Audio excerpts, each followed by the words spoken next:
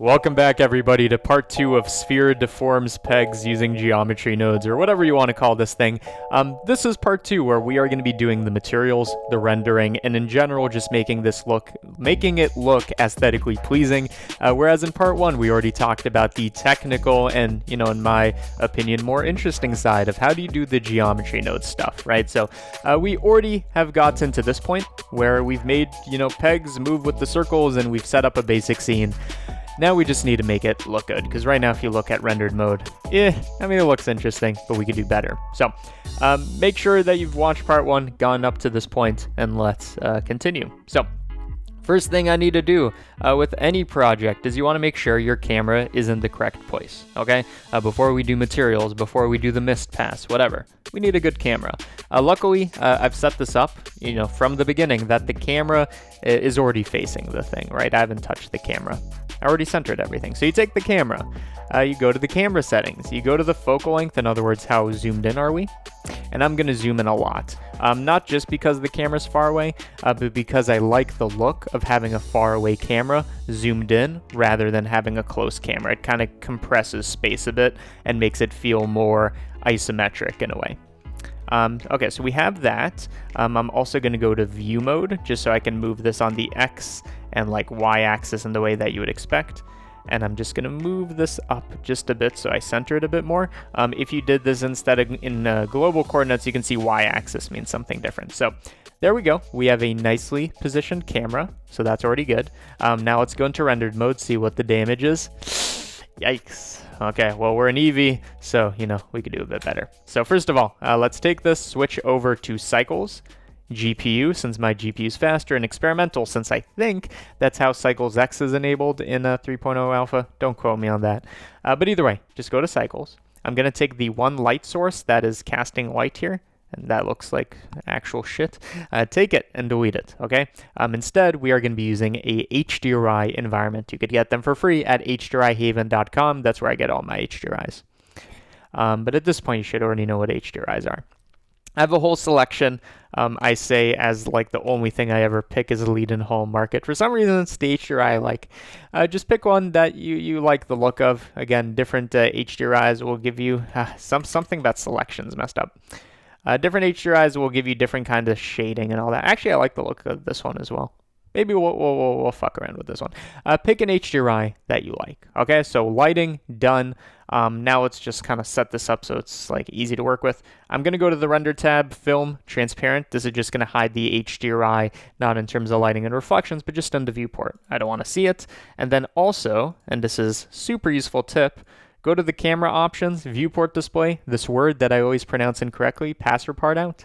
I don't care what it's called. Take it and set it to 1. That's just going to hide everything that isn't here. Okay? Cool. So now we have this set up for nice and beautiful materials. So I'm just going to save. In the shading workspace, let's make some materials. And you might think, oh, we're going to make materials. It's simple. No, we're actually going to have to go back to geometry nodes for a reason that you'll see in a bit. But I'm going to start off with this base right here, this kind of plain mesh that we made with the hole cut out. I'm going to make a new material. I'm going to call it the base or maybe BG since it's the background. I'm going to give it kind of a greenish kind of look. So I've messed around with this kind of teal greenish pastel green color palette, and I like the look of it. So I'm going to pick kind of a greenish color, and we'll fine tune this later. And I also want to give this a second material for this rim thing. I want that to be kind of a metal thing to show that the transition of that. So I'm going to apply a second material slot to this with a new material. I'm going to call it metal rim. So now this object has 2 material slots, but again, no matter what we do to this one, it's not going to show up. So to make it show up, what I'm going to do is I'm going to need to say, Blender, this is where you apply the second material.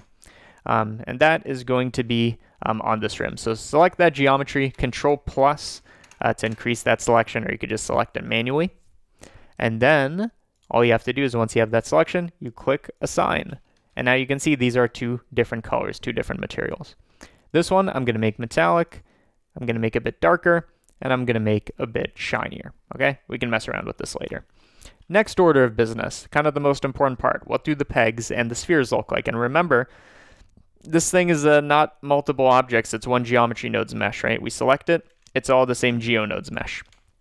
which is interesting, but it makes it hard to apply a material to. So you can see when we select this geonodes mesh, that already has a material. I'm just going to call it cylinders since I wanted to change the cylinders. You can see when we mess with this, it doesn't do anything for some reason. Here's how you fix it. So long story short, geometry nodes and the shader editor, they work together very nicely, and I'm going to make a tutorial about that. But to get these two things compatible and working together, we have to put in a bit of work. So I'm just going to go to geometry nodes, and you're going to notice, and I hope this is in 2.93. If not, use a newer version of Blender. We have material nodes. Material assign, replace, whatever. It's actually very useful to work this way because you can change materials on the fly, which is something you couldn't do before. But I'm just going to do a material assign node. This is just going to assign a material to our mesh. In particular, I'm going to go down this cylinder chain. Remember, this is just the cylinders, and this is just the spheres that we made before. So I'm just going to go down the cylinder chain. I'm going to apply the cylinders material. Let's view that. And now you can see that it's actually working, and it's only affecting the cylinders because, you know, it's only going down that chain. Now, originally, and I'll probably stick to what I did originally, I made this kind of a goldish material, but I like the look of all this other stuff. So let's mess around with it. I'm going to make it a metal. I'm going to pick kind of a goldish, reddish, copperish color. I'm not quite sure exactly what color yet, but something like that. Okay. Now let's also make a second material for this geometry node, so I'm just going to call this balls. Yes. I'm going to call it balls. And balls is going to be only for this part of the chain, the spheres we had moving up and down. So for this chain, so it's kind of weird. We're applying materials in geometry nodes, so we're kind of doing the whole thing here. For this, I don't want to apply the cylinders material, otherwise it's all the same. I'm going to apply this balls material. That now is independent from the other one. And what I'm going to do with this one is let's make it kind of like a bluish, like a very light blue. I still want it to be metallic, but this one I want it to be much shinier. So these are almost like mirror balls, low roughness. And kind of the secret ingredient that I really like is when you add in a Fresnel node, it just kind of looks at the angle. It looks at the angle that you're viewing relative to the angle of the normal. Point is, when you have a sphere, it makes this nice halo border around it. Don't think about it too much, but it does make sense that it would work this way. But either way, it has constant curvature. You take this, I'm going to connect it to the emission strength, which is going to say, hey, sphere, glow, but only at the border where it's white. And I'm going to pick this glowing color to be like, I don't know, some shade of like orange or something like that. So this is, okay, so let's see. This is without, and this is with. It's subtle. It adds a nice halo. You might not like it, but I think it looks cool. So not only does it add that color, but it's actually emitting light, which is kind of the interesting thing. So let's see what this looks like. Oh, I'm sorry, my nose is so irritated. So that looks pretty interesting. I'm thinking that our metal rim material kind of looks out of place. So I'm going to go to the metal rim material. So second material slot, we can mess around with it. I'm going to pick a color that kind of feels like it works. So I'm just going to experiment a bit. I kind of like this pinkish reddish look. See what the other colors look like. Yeah, I'm thinking we do some kind of reddish color. Okay, cool. So you could go a bit further into this, like you could add in like roughness maps that, you know, make it so that it's not the same roughness everywhere, and you could really dive into this, and maybe I'll do that with the one I'm uploading to Patreon. But in essence, this is kind of like the thing. And when you render this, you know, it would look good, but it just kind of still looks kind of eh. Like it's a good material choice, but it could look better. So now let's do the things that make this render look good. So first of all, in the render tab, I'm just going to lower the sample count. This is just so that when we render a couple times to kind of test things, it's not going to take too long, and adaptive sampling. So this doesn't really matter. What I'm going to do is I'm going to enable motion blur. So when we render, since everything's moving, it's going to have nice motion blur. That's important. It's part of what's going to make it look so good. Second of all, I'm going to add in some like depth of field and some depth effects, but maybe before we do that, let's just do a test render to see what it looks like. So I'm just going to pick a frame I like this one. I'm going to wait for it to render, and you're like, oh, why don't you cut this out? And I'm like, good question. I don't know. You could hear my tea sipping sounds. Oh, yeah. That's some good tea. But you can see it's not taking too long to render. Important thing is you can see the cylinders that are moving up and down the most have the most motion blur, and these spheres have a bit of motion blur too. It just looks good. So the reason I'm rendering this now is I'm just going to do a bit of compositing to this. So in the compositor, make sure you enable use nodes, and we're going to Control-Shift-Click if you have the, well, what's that add-on called? Node Preview? Something like that. Node Wrangler. Either way, either do that or just add in a viewer node. This is just going to make it so we can see it. And I'm just going to do a bit of compositing before we add in that depth of field and whatever. So here's our render. It's very noisy, but just imagine it's not. We just render it at more samples. What do we do to make this look interesting? First of all, lens distortion. It's a classic. It's overdone, but it looks so good for this one. So add in a bit of dispersion. You can see this adds in a bit of chromatic aberration as we get around the border. It just looks really good. I'm just going to make it a bit softer. And you can hit fit to actually kind of scale it relative to the distortion. Either way, add in a bit of lens distortion, so that already makes it look cool. Next, and this is also huge, I'm going to add in a vignette, so that's the black border, soft border around the frame. I'm going to make it custom procedurally, why not? So I'm just going to make an ellipse mask that I'm fitting to the size of the thing. We want it to be a nice blurry version of that, so send it through a blur node, basically exactly what you would expect. So this is a nice little bonus tutorial inside the tutorial. Make it exactly how you would expect, and the way we incorporate this is I'm going to alpha over. So I'm taking our render, and I'm saying, using this mask as the factor, I'm saying I want one region to be one thing, one to be another, and it turns out we want the image to be on the bottom socket, which means at the foreground. And then this thing that's showing up in the background, instead of white, let's make it black. So there we go, vignette. It's too powerful. We'll fix it, but let's just reshape our vignette a little. There we go. To make our vignette less intense, basically since this is a factor mask, what we want to say is these black areas, which is where the vignette's showing up, we want to make them not as black, more gray, which means that it's going to be kind of a mix in between both of those. So it's not either white or black, it's a nice transition. You do that by adding, so math, addition, I'm just going to clamp it. You can see what it does, so when it's 0, nothing happens, but as we add a bit more, it just kind of softens these borders a little. And what we want to do is pick a nice looking number that is visible, but you know, not too intense. So here is before the vignette, and here's after. So vignette, it's a big deal. It makes your thing pop. I mean, whatever. Color management. Let's bring up the contrast. Medium, high contrast. That already looks a bit better. I'm going to mess around with the gamma. Now the question is, what numbers am I picking and why? I don't know. I'm just picking things that look good. I like to drop the gamma a bit. It makes it look a bit more harsh and intense, and then I just compensate by bringing up this exposure. Okay, so already we have something that looks kind of more visually interesting. We could also, and it's probably not a good idea to overdo this one too much, but a bit of hue saturation never hurt. Bump up that saturation. Might be a bit too much. This is more of a taste thing. So here is before and after. Just makes the colors pop a bit more. Okay, so that's already looking much better. So again, original render, this is what we rendered out. This is the composite. So compositing, it's important. But let's add in a couple more details that are really going to bring this to the top. So I think the main issue with this is maybe I didn't pick the best HDRI, fine. But also, I don't think this has very much depth to it. It almost looks like this render put on just a green background. I want to add in depth. And there's two ways to do that I'm going to talk about. The first one, the most obvious one, depth of field. So in the camera, I'm just going to go to EV or look dev just to make this faster, and then we go back to rendered mode. In look dev, I'm going to go to the camera options. I'm going to add in depth of field. I'm going to make it super shallow.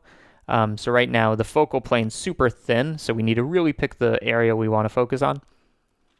And I'm going to move this number until it's, so you can see we're picking what's in focus, until it's like, I don't know, somewhere around here, somewhere towards the front, and now we can expand this a little. So let's see what this looks like in rendered mode. It might not look the same. So you can see we've added in a bit of blur. This might be a bit too much, so the bigger the f-stop, the less blur you have, just like a real camera.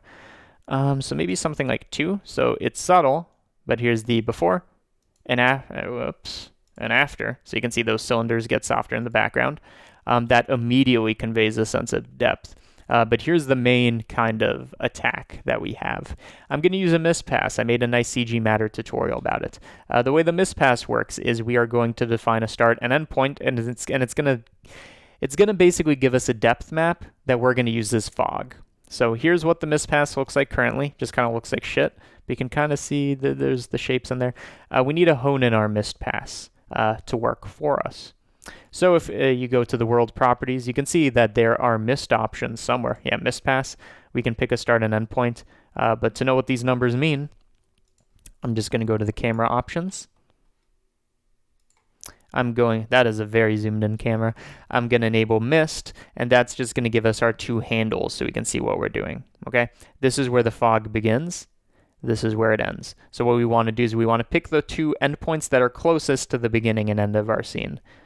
In other words, in the world properties, I'm now going to take the start point and just move it.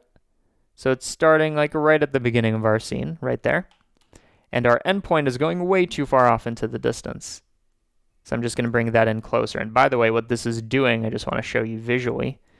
So this is going to be our mist pass view. What this is doing visually, and it's kind of compressing this gradient so that it's like, you know, the start and end points make more sense. And you want to make sure that your bounds aren't too crazy. And I want to have my start point be a bit closer to the beginning of the circle so we get that nice black. And the depth could be a bit lower. You could hone these in. Point is, you want a black to white gradient that is kind of like a z-depth pass. You can make this quadratic, linear, inverse quadratic. Just pick a fall off that works for you. Quadratic is what makes sense for me. Okay, so make sure you do all this, and most importantly, in the view layer, have mist pass enabled so that it actually shows up. And now let's render again. And right now, it's going to do another calculation, this time with depth of field. With the mist pass, but the mist pass isn't going to show up anywhere. We need to actually do something with it, so we're going to talk about what we're going to do with it. I'm going to do something in compositing with some color grading. Okay, so here's our render. There's our composite, so you can see it already pops a bit more. So again, before, after, nothing's changed except we've added some depth of field. I'm going to take this, and now we want to somehow use our mist pass to work for us. So what I'm thinking is we're going to take our render before we do anything, and I'm going to mix this with a color. So you can see you could mix it with any color and whatever. I'm going to use the mist as the factor. In other words, saying how much should we mix and where. Yeah, let's do it like that. So I'm going to mix it like this. So you can see already kind of gives us a foggy look. So you could pick whatever fog color. And this is a nice way to kind of, I mean, it's definitely too intense. Like, I agree. But it does give it depth. We can't argue against that. So what I've found is I give it kind of a black color. And you're like, oh, why black? That's a bit crazy. But what I've found, and we're going to hone this in a bit more so it's not as intense. What I've found is if you have this kind of like black to white gradient, it adds a little something. So I'm going to have our far away handle be black. And what I'm going to do is I'm just going to bring this up until it's not crazy. Something like that. And then our close-up handle, we could pick a different color, or you could actually have it be like, you know, a color with some color. Okay, so that already gives a depth. It still kind of looks a bit weird. So let's just... And if it looks like, if no matter what we do, it still has this issue, what it means is that we didn't pick a good start and end point for our mist, like it might be cutting off too soon. Okay, I think that actually is the issue. So what I'm going to do, so you can see this endpoint, it's not going deep enough into the plane. So I'm just going to do a tiny correction. It's important to know these things. I'll include it in the tutorial. So that's just going to make our gradient a bit softer. Let's have it go a bit further. Let's render again. And this is why we use a low sample count while we're doing this. When it's done and we know we like the look of it, we then up the sample count, render the animation, whatever. So this is why I prefer the geometry nodes things. Much more interactive and much more, I don't know, interesting to think about. But either way, let's see what this looks like now. So that looks a lot better. So here's before and after the mist pass. So this is up to you whether or not you like the look of it. But now let's test again, trying to go a bit darker. Okay. So again, before, after. And we could also test out like a color version where so here's what's happening. We're basically making a depth map with color. So you can make the foreground blue, or sorry, the background blue and the foreground like yellow. See what that looks like. So I'm just messing with different color combinations. So before, after.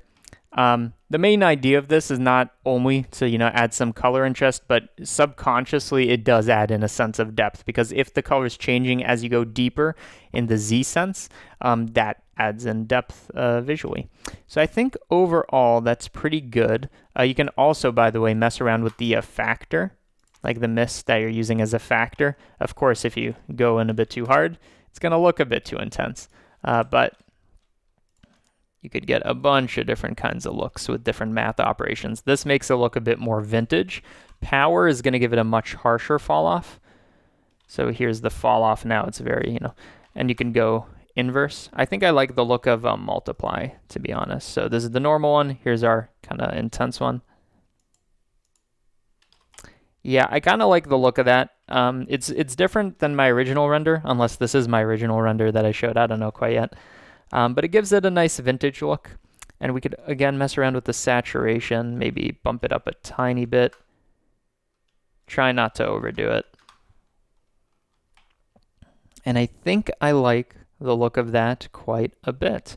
So now what you have to do is you just imagine this, but it's animated and all this. So basically what you want to do is you want to take your geometry nodes thing we made in part 1 and use these techniques to get a different look. Like, you don't have to go with this one. I mean, one quick way to get a different look is you just take hue and you shift it. It's going to give us a different color palette. Some of these look a bit crazy, but some of them don't look so crazy. Some of them look like, oh, that's a nice stylized one. But use these techniques to get your own kind of look. And I think I like the look of the hue being a bit more on this side. Yeah, I like the look of that. So that's just me. But you pick what you want. I like the look of these gradients and everything. So there you go.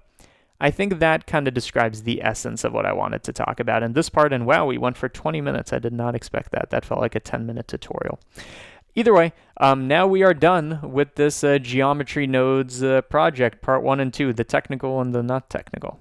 Anyways, this one project, obviously, or this one or an alternate one, basically the thing that has all the nodes, it's going to be uploaded on Patreon. And I want to say thank you again to all the patrons on the, I don't know, whatever side they're on. Nearly 800 of you have stuck around.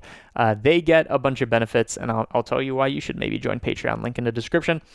You get the blend file for this one, for any project I've made over the last 2 years. You can just download it. You can also get early access to tutorials. So for example, for this thing, if you watched part 1 yesterday, you could have watched both parts. You didn't have to wait, because you get early access when you have Patreon. Additionally, exclusive tutorials that I only upload to Patreon for those people. I've done some geometry node stuff over there, and I'm planning to do a lot more this month. It's still the beginning of the month. It's July 2nd as I'm recording this, and I've already made a tutorial there. A whole bunch of stuff, updates on both this and the CG Matter channel, so check it out if you're interested, or if you want to help support both of these channels. Anyways, that's geometry nodes. That's how to render and make it look good, and yeah, thank you for watching. Bye-bye.